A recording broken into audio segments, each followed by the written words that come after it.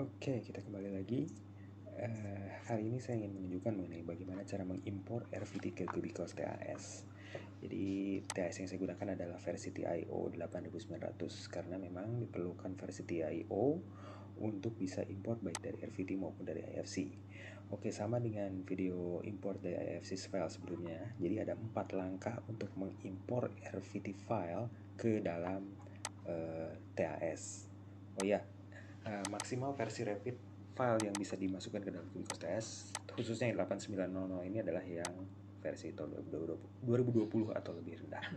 Oke, pertama cari dan buka file RVT di komputer Anda, kemudian klik open, kemudian akan masuk floor setting. Di floor setting ini kita akan tentukan satu lantai yang akan dijadikan sebagai reference floor. Oke, setelah itu kita akan masuk ke elemen setting. Nah, di bagian elemen setting ini kita bisa melihat daftar elemen dan materialnya yang di-generate di dalam RVT.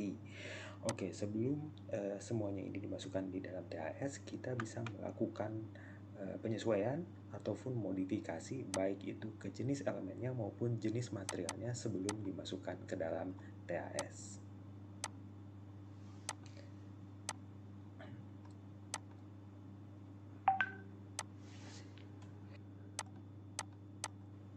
Oke, jadi si TAS ini bisa menerima semua elemen struktural, arsitektural, ataupun beberapa elemen dari mechanical, electrical, dan landscaping yang dibuat di dalam file Revit.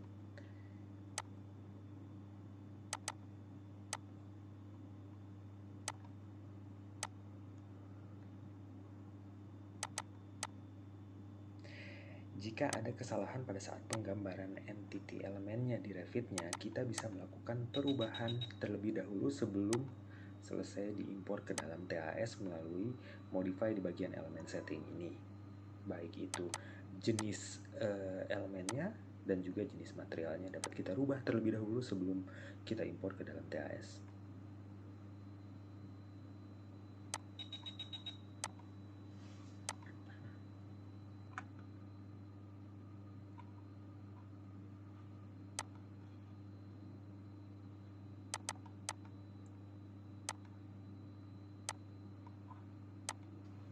Oke, setelah selesai mengecek dan memodifikasi elemen yang akan diimpor ke dalam TAS, kemudian kita bisa lanjutkan dengan mengklik next di pojok kanan bawah.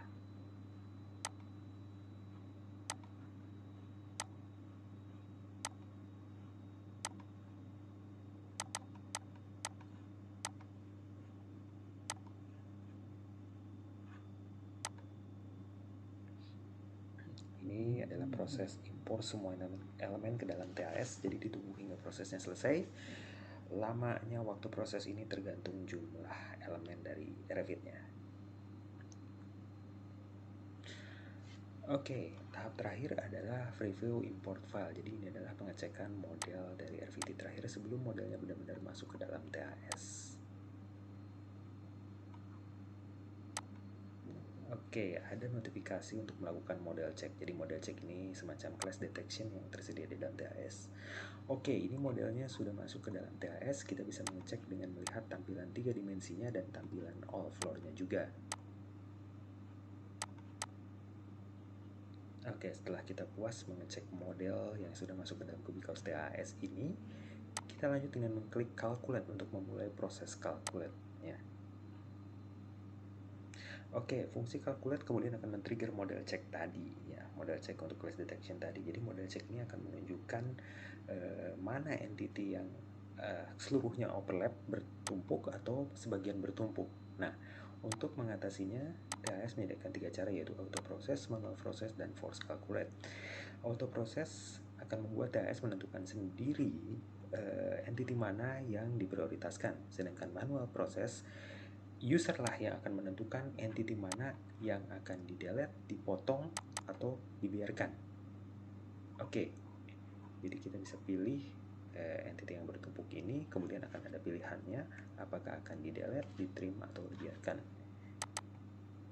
Oke, kemudian yang ketiga adalah force calculate, di mana force calculate ini kita akan menghiraukan seluruh entity yang overlap ya, dan akan dihitung kedua-duanya.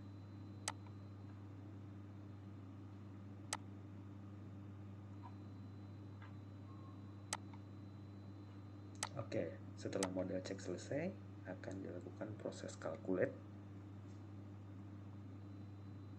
Dan setelah proses calculate ini selesai, kita bisa melihat rekap kuantitinya menggunakan fungsi view quantity by kategori.